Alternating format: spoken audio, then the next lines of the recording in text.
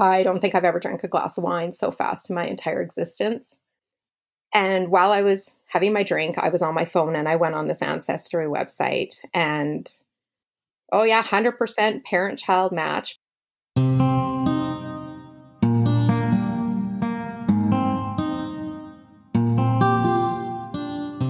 Hello, you are listening to NPE Stories. This is a podcast where NPEs can share their story. I am your host, Lily, and I found out I was an NPE through an Ancestry DNA test that changed my life forever. NPE is a term that stands for Not Parent Expected or Non-Paternal Event. This means that one or more of our parents are not who we believe them to be. NPE Stories is a podcast where NPEs can share their story of what their original family was like, how they found out they were an NPE, and what their journey has been like since the day they found out. Welcome to episode 85. Today I am speaking with Melissa. Hi, Melissa. Hi, Lily. Can I say where you're located? This is such an interesting name of your city. Actually, it's a province, and I'm in Saskatchewan in Canada. What is this A name? Assiniboia? Assiniboia, Saskatchewan. It's a very small town, southern Saskatchewan. It's a farming community. I just Googled it. It is beautiful. You live in like a beautiful part of the world. Oh, well, Wow. thank you. Wow. Gorgeous. Okay, so here we are. Your kids are in preschool. My kids are at the grandparents.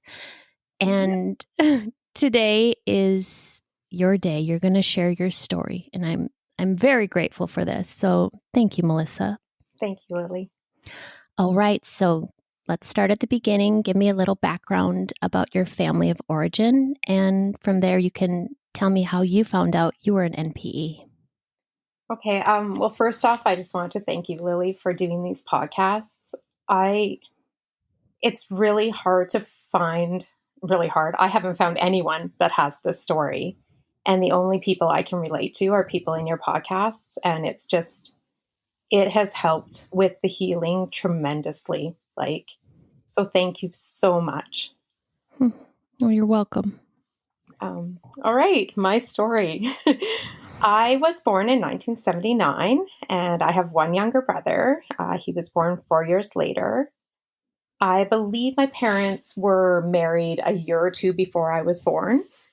When I say parents and my dad or father, I mean my birth certificate father. We moved around a lot in my childhood. I added it up the other day. I lived in 8 different towns and 17 homes before I was 17 years old. So that was hard, which I didn't know at the time, but when I got older, that's not quite normal.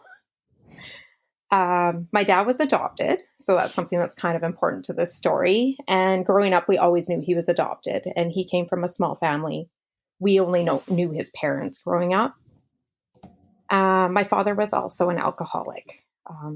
I don't remember many moments when he didn't have a drink in his hand. And I felt like my mom, she just kind of kept busy hiding the alcoholism and trying to paint a perfect picture for our family, even though it wasn't behind closed doors. So growing up, I never really felt like unconditional love. I never felt accepted or that I was good enough. And I didn't know, again, growing up, how this wasn't normal until I got older. I had really close friends and I saw their relationships with their families and their mother-daughter relationships. And they were close and, their parents cheered them on and stuff. And I don't know, I don't feel like I got that growing up. I think my parents did the best they could with what they knew. But me looking back, I feel like I deserve maybe a little bit more. I don't know if that's mean to say or not, but I could have used a little bit of rooting for growing up, and I didn't quite get that. I never had a clue that my dad wasn't my dad. I was told that I looked like the milkman's kid growing up. I'm blonde. I'm very fair. My mom, my dad, and my brother are both very dark, or all of them are very dark. And I kind of stuck out like a sore thumb. But I had an aunt that was blonde, and I was always told, "Oh, you just look like your auntie. You're identical to your aunt." And so I looked like my aunt that was blonde. So looking back at family photos, it's like, I should have known. You believe your parents, right? My parents, they separated when I was 14, and it was a really, really messy divorce. My mom left, and my brother went with my mom, and they moved in with her new boyfriend. I stayed with my dad. I I don't know, I don't understand why I thought the way I did, but I always thought it was my job to look after him. He needed looking after. So I stayed with him, and it was just the two of us for about 2 months. And he went from night drinking to drinking during the day, and it was kind of a shit show.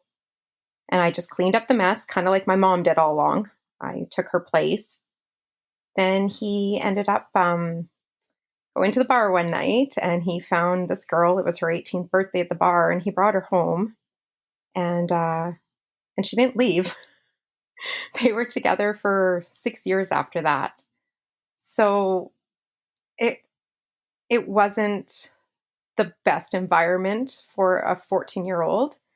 Luckily, I had an amazing boyfriend in school, and my parents, they had filed for bankruptcy, and my dad lost his house. And I moved in with my boyfriend and his family, very young. So I had my own bedroom there and everything. And they just, they took in this child under their wings, and they looked after me, and they were amazing. And like all school relationships go when you're that young, usually they don't last. So that lasted about a year. And then I moved back in with my dad again. And then I really wanted attention. I, So I started like drinking and partying, skipping school.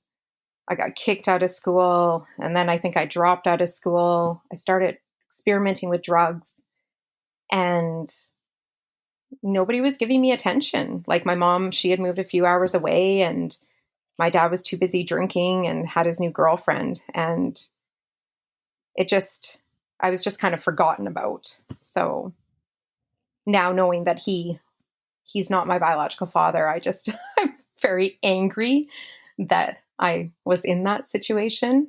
But so I eventually decided that, well, I didn't decide. I was just in a really, really bad place. And I thought maybe it was time to go live with my mom.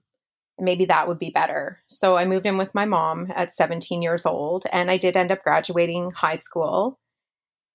And we fought a lot. Like we just never saw eye to eye. We didn't get along. So me living there didn't last long. And then I found a lady I worked with. She took me in under her wing, and I lived with her for a while.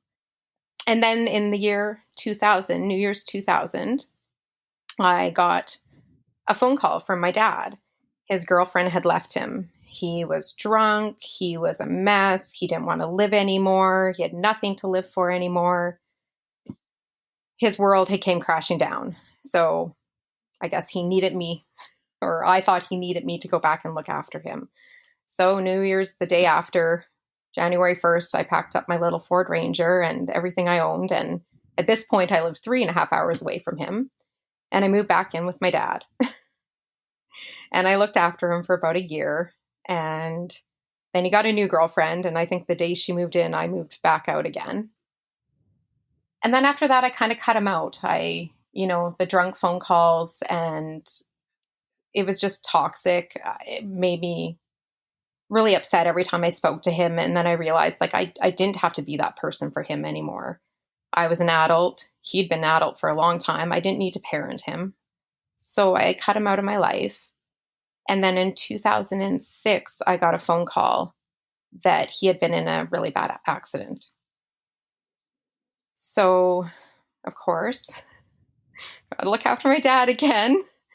I go to the hospital. He's in ICU. He had fell off a truck at work. He worked with steam trucks and vac trucks, and he had smashed his head pretty hard on the cement, and his brain had swollen. They actually had to take a piece out of his skull and put it in his stomach, so his head could swell, his brain could swell. and they put him in an induced coma, and it wasn't looking good. Well, after a year of recovery and rehab, he was able to go back home. Like, he was supposed to be under supervision, but they sent him home. He was able to walk and talk and eat again. And he went back with his girlfriend, and he started drinking again and partying again. And I don't even think it was 2 months later, and he had a stroke on the other side of the brain. And he was back in the hospital again, back in ICU. It's just not looking good. We don't think he's going to make it. Well, at this point, his girlfriend, they had social services come to me, and they're like, we need someone to look after, like, paying his bills and his decision making and all this stuff. And his girlfriend isn't doing these things that she's supposed to be doing. So I was the next person to ask.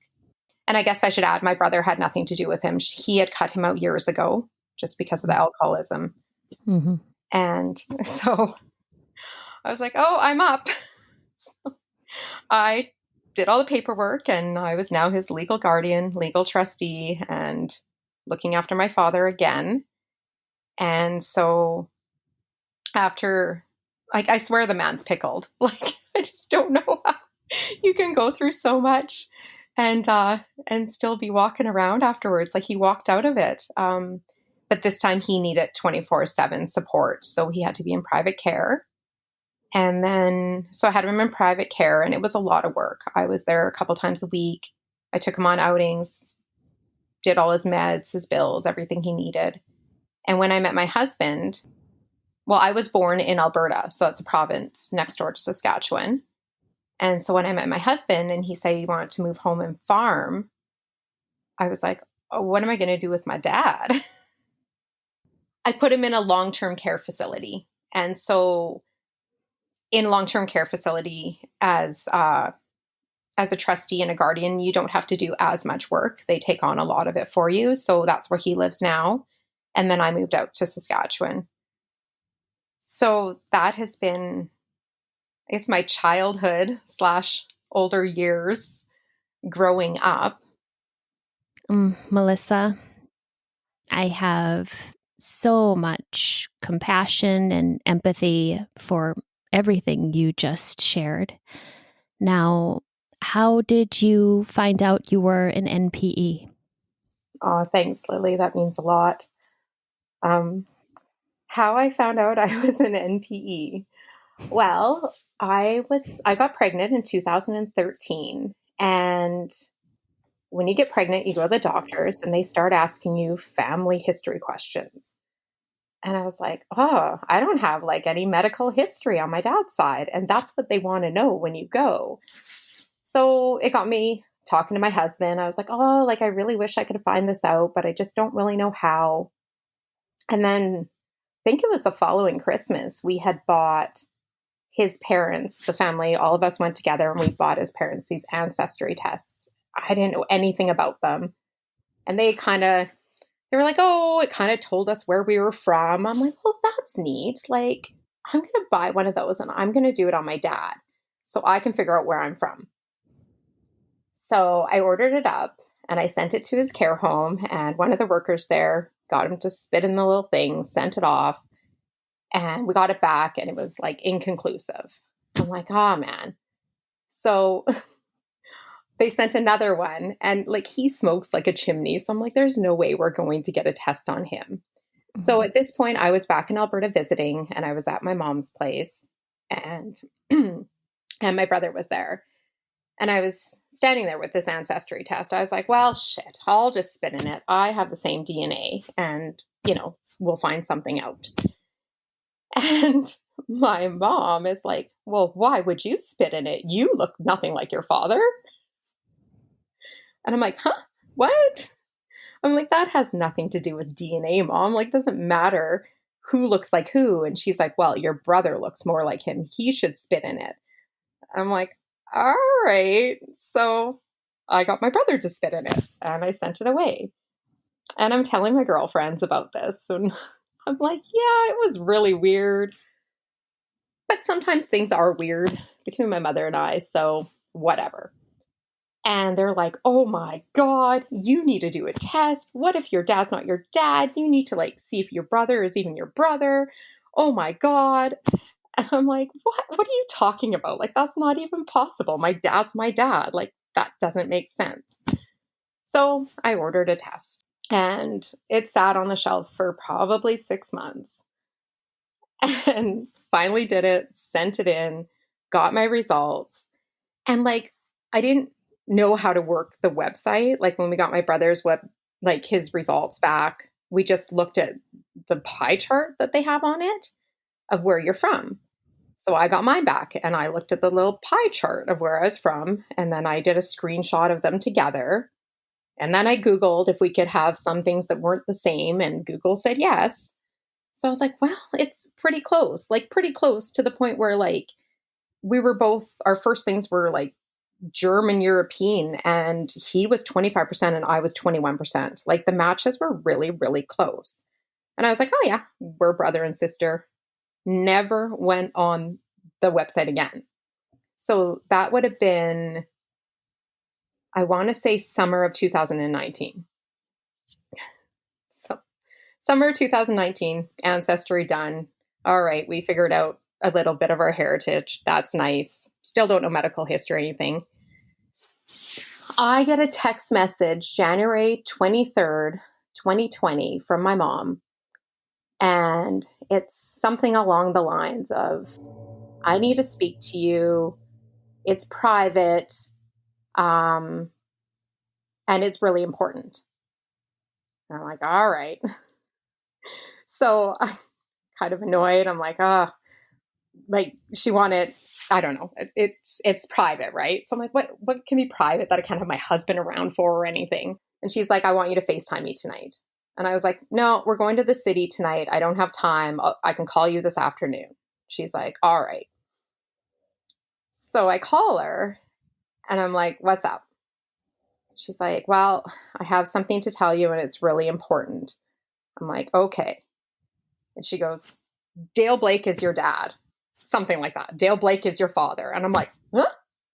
My dad's name is Brian, not Dale. And I'm like, what? She's like, yeah, he's your biological father.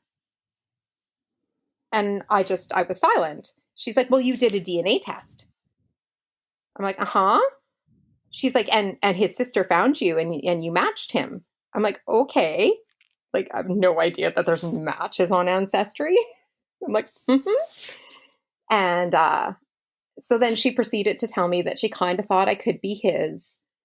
And she had told my stepfather like 25 years ago when they got together that I could be Dale's child, but she was never quite sure. And then I said, well, does my dad know? And she's like, no, he never knew. I'm like, all right. And she's like, you must have lots of questions. And I'm like, I'm good. Thank you. Goodbye. Hang up. What do you say? And looking back, I kind of think that she thought I already knew from this being on the web. So I called my husband into the room and I'm like, so my grandma had passed away prior to this, a few months prior, and we had went to her funeral back in Alberta, and Dale Blake was at the funeral. And Dale Blake he was my dad's buddy growing up. They were drinking buddies. He was my dad's best friend. I call him by his full name because I had an Uncle Dale also growing up.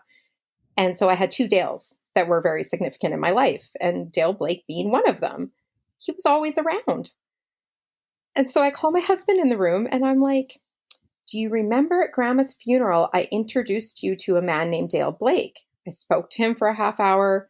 I told you it was so nice to see him. I just kind of felt like warm inside to see him. It reminded me of my childhood. He's such a nice guy. It was just all the feels when I saw this man. Like, just, it made me really happy when I saw him. And it was weird because at the time I didn't know he was my dad. And my husband's like, uh-huh. And I'm like, he's my dad. That guy's my dad. My dad's not my dad. It's like, what? So I kind of went through the motions of laughing and crying and laughing and crying. And it was crazy. And that night, my husband was supposed to curl, and I was taking the kids to the city. And he's like, I'm going to cancel curling. I'm going to drive you because I don't think you should drive. And so I was like, oh, this is big. He just canceled curling. He never cancels curling. And I just wasn't, nothing was processing. Like I kind of hit a wall. I was stuck. And so he drove us to the city, and we stayed at his parents' house, who he called beforehand to let them know that I may be crying or laughing when I arrived with this new news. And we put our kids to bed and we went out for a drink. I don't think I've ever drank a glass of wine so fast in my entire existence. And while I was having my drink, I was on my phone and I went on this Ancestry website, and oh yeah, 100% parent-child match. But it wasn't to Dale's name, it was to his sister's name, which I then put it all together later. She uses his DNA because the male's DNA apparently is stronger than the women's, and she does a lot of genealogy. So, and I had a message in there, and I opened my messages, and like, because I was just so confused, and I had this message from my new auntie, and it makes me emotional. And it was just, whatever you do with this new information, like, I welcome you as my niece and into our family. And just like, it was just in that moment of time with all the emotions and everything, like my brain was just on overdrive. It was just kind of like this peaceful, beautiful message from her. It just, everything's going to be okay. And we accept you. And, you know, we're so excited about our new finding. And I was like, oh my God. So it was really nice, really nice. The next day I got a message from Dale, and he was in Belize. He has a winter home down there. He's like, if you want to talk, I'm here to listen, or here for questions or something like that. So right away I'm like, what's your email? Because he had sent me a Facebook message. And we started emailing, and I found out that my mom and him had a very short affair in the beginning of my dad and her marriage, I think, like obviously within the first year or two. And yeah, they made me in that time. And he said he was pretty sure my whole life that I was his. He just never knew how to bring it up. It was something my mother and him never, ever spoke of. And he never spoke to it with my father either, or my birth certificate father. And he also was an alcoholic. He quit drinking in 1993. And when he quit drinking, he actually went and saw a counselor and told her, like, said, I think I have this daughter, but the mother and I have never spoke about it. And the counselor advised him to not get involved in that. Like, not your place. Don't get involved. Mm. Oh, interesting. Right? Like, Wow. but things have changed, 25 years later, and like the right to know. We have the right to know this stuff. But back then, I guess things were different. And he was just like, all right, I'm not going to ruffle any feathers. And then he said later on, like once Facebook came out and we were friends on Facebook, and he looked through my photos and he was like, oh, wow, she's blonde and she looks like me, and just more so. And I look like his sister, his other sister. Funny story, 10 years ago, I'm a recreational therapist back in Alberta. That's what I went to school for. And my auntie also works in recreation. And I found out that Dale Blake's sister worked in recreation. And so I went to this conference, and I had never met her in my life. And I recognized her across the room. I'm like, oh, she totally looks like Dale. That must be his sister. And I introduced myself, and I sat with her for the weekend. And people were like, oh, are you guys related? We're like, oh, no, we're not related. She's my auntie. We look a lot alike. It's bizarre. Funny. Oh, wow. Right? Yeah. So she said, it's like, she messaged me after she found out, and she's like, so I guess you are my niece, I guess we are related. And we had a good laugh about that. Mm-hmm. I found out, I might be jumping around a bit here, in my late nights of drinking wine and trying to figure all this out. I was trying to figure out if my dad ever knew. And I started messaging some of his ex-girlfriends. And I had one confirm that, yeah, he thought you were one of his good buddies' daughters. And she's like, and he showed me a picture of him and you look like him. And then I had the next girlfriend who told me that, yes, he carried a picture around of your biological father and his sister, and you are a spitting image of his sister. He knew since the day you were born that you weren't his daughter, but he wanted his family to work. So it just really surprises me through all the drunkenness of his life before his accident. It never, ever got brought up. And I mean, I'll never know if my mom and dad did talk about it. I don't feel like I'll ever get the truth about that. I did go see him a couple of weeks ago, and I did ask him about it. I didn't tell him everything I knew. I just told him that my brother and I are half siblings, and it's because I have a different dad. And he said, "Oh, that's interesting." But he's not 100% cognitively there. He's got severe short-term memory and stuff like that. So I don't think I'll ever know. And I don't know what I want to know either. Like, I don't really know what I'm fishing for. How about your younger brother you were raised with? My younger brother I was raised with, we still have the same relationship. He's in shock. After we spoke and we found out about it, actually, he has done work with Dale in the past. So, like I said, Dale was a big part of our lives growing up, and we've all kept in contact with him. And my brother's actually worked with him throughout the years. So they know each other quite well. He may have made the comment that along the lines of that it's no fair that I get a new dad and he doesn't. Yeah. But we giggled because we used to be roommates, and we partied a lot when we were younger, and we would go out and people were like, "There's no way you're brother and sister. Like, you don't look a thing alike." And we're like, "Oh yeah." And they're like, "Yeah, same mom and dad." Yeah. And people are like, "You're right." Mm-hmm. And yeah, well, now I look at it and I'm like, yeah, that totally makes sense. So since finding out, it has been an emotional roller coaster. My anger, like, I feel like it's getting better, but I'm angry at my mom. I'm angry at my stepdad for not telling me and knowing and supporting this. I should be angry at Dale because he knew too, but I don't have the history with him to really have, there was no previous feelings towards that. So I feel like I should be more angry at him, but I'm not.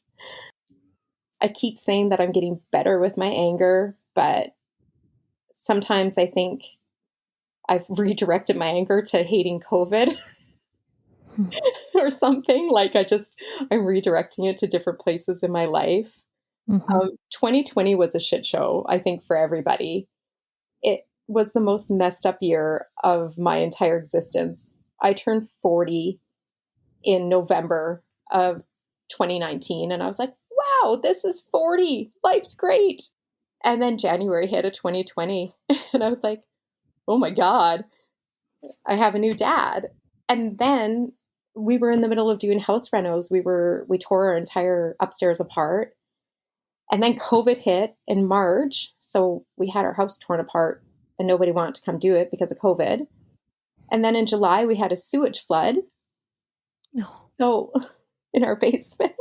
Oh, no. So actually in July, right after the flood, I was at the hairdresser's getting my hair done, and my heart started pounding really, really fast.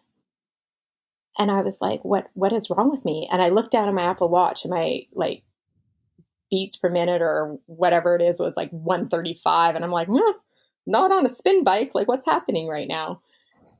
And I started feeling tingly, and I felt like I was nauseous, and I was like, I don't feel right. so I told my hairdresser, I'm like, I think I'm going to be sick. Like, I think I need to leave. And I left foils in hair and all. And I came home and I called my husband. I was like, something's wrong with me. Like, I don't know what's wrong. Something's wrong. And I was freaking out and I thought I was having a heart attack. So he came home and took me to the hospital. They hooked me up to all the machines and they're like, you're fine. You know, there's nothing wrong with you. And then I called my doctor to tell him because I doctor out of town and he prescribed me heartburn medicine. And 2 days later, I still wasn't feeling better. I went back to the hospital. They hooked me up to all the machines again. And the doctor said, have you had anything stressful happen lately? And I was like, yeah, like we just had this sewage flood in our basement. He's like, yeah, that's a lot. Like this could be a panic attack. I said, well, I found out in January that my dad's not my dad. And he's like, okay, you've had a big year. And it was a panic attack. I've never experienced it before. I had no idea. I thought I was dying. Like I didn't know emotions could do something so physical to your body. Like I had no idea. So since then I have little anxiety attacks here and there, and it's almost around things I can't control. Like this is something so huge in my life that it's so out of my control. And now if little things happen that I can't control, I have this new thing called anxiety that I've been trying to figure out. Right after that happened, I called my mother for the first time. I hadn't spoke to her in 6 months, and I yelled probably for over an hour. Had a lot of things on my chest I needed to say, and it made me feel better. And then following that, I found a therapist. So I now go to therapy. I should probably go to therapy more than I do. Yeah, so that's been huge. And I had this thing right when I found out, and it's not as often, but looking in the mirror has been really hard. I wake up every morning, I get ready, I look in the mirror, and I would look in the mirror and I was like, where did this nose come from? And I know it came from my biological father. I have his nose. I look like him. And I would analyze my whole face, and it wasn't the same face I had before because I'm not from where I thought I was from. So I'm still the same person, but I feel like I'm not because I've had to rewrite my past. There were so many things that were lies growing up, and were they told to me as lies on purpose, or was it just so my family could just live, and just not think about this? Like, I don't know. I don't know if things were actually really directed towards me or not, but me rewriting it all, it's been really hard knowing that my dad wasn't my dad and that he knew that the whole time. So on the emotional side, it's been a challenge. I came leaps and bounds in the last year and a bit, and I hope that continues, and I hope that one day I'm totally at peace with this new truth. But holy, it's it's a lot of work. When you have a small family already, and you're running a farm and you're doing your house renos and living through COVID, this on top of it, it's a lot.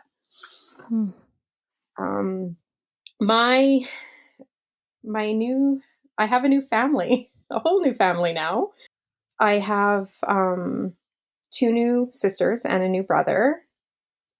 And so I'm 41, my sister and brother are 24, and my littlest sister's 12. Oh, wow. Yeah. Yeah. Like I could be her mom. I could be all their parents.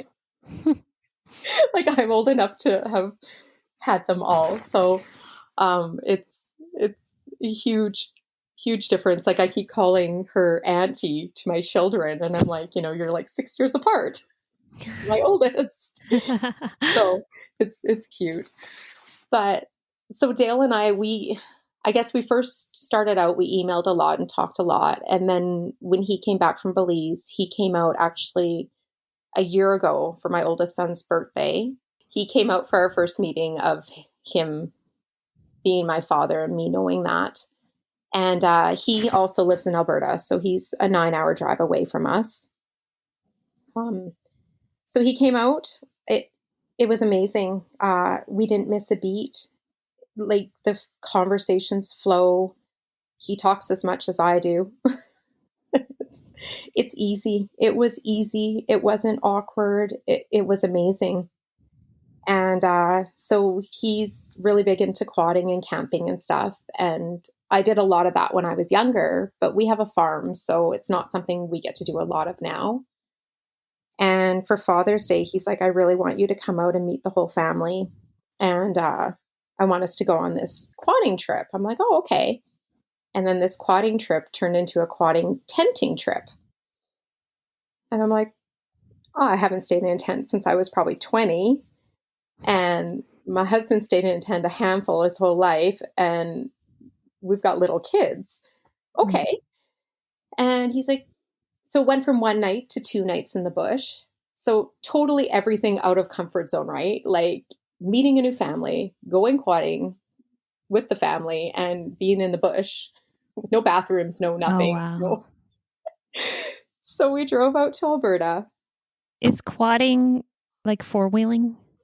Yeah. Like Okay. a 4-wheeler. Okay. Yeah. I don't know. You'll have to Google it when we get off. I will. It's in Alberta, like in the mountains and stuff. It's huge. Cool. Yeah.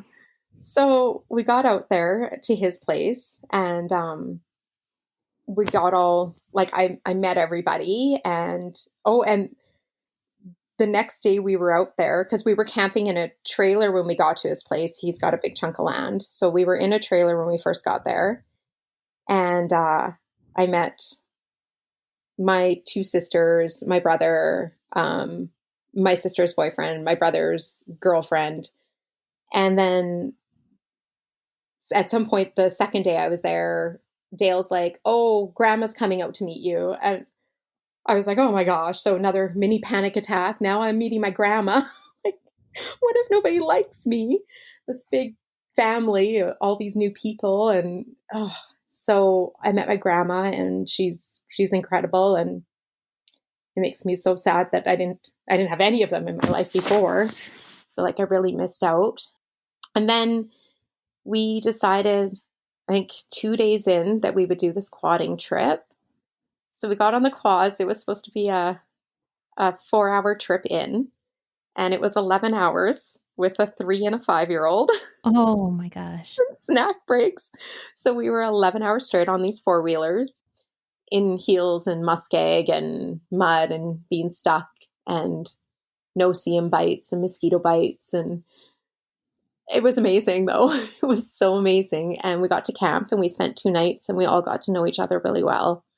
And I don't think I'll ever forget that. Like, it was like the most insane welcome to the family, but yet like the most memorable. Like, even my kids, I don't think they'll ever forget that trip. It was so awesome. I feel like I've just been so blessed with having a family that's accepted me with open arms. Dale has been everything in my life that I wish I could have had him sooner. I wish I could have had his support when I was younger. I could have used someone else's support growing up. And he is such a sincere, genuine, honest person. Like, he doesn't beat around the bush with anything. He's very blunt and he says things the way they are. And I just, our relationship's so easy and I love him for that. I just wish we wouldn't have missed out on all this time together. But I also know the child I was and the teenager I was and where I was in my life when I was younger. If I would have found out, I don't know if we would have this amazing relationship. Like, you can't keep saying what if, because it's not possible. I have moments of, like I said, I get angry. Example, Remembrance Day, the whole family posts like my great grandfather on Facebook. And, he fought in the war and everyone knows that story, his whole story. And that's a story they've told their kids and they've told their kids. And I'm like, I don't know that story. I was never told that story as a kid. I haven't told my children this story. And I just feel like so much has been lost. And I should have known all this. He should have walked me down the aisle. Like, And I'm trying really hard to let go of all that and just be so lucky that I'm in the place I am now, that my biological father has accepted me into his life and everyone has accepted me into their family, because I know, like, I know, Lily, I know your story, and I know this could have went a different way. And I feel very, very lucky of where we are today with this. Melissa, thank you so much for sharing your story of how you found out and what it's been like. If people want to get in touch with you, could they do that? Absolutely.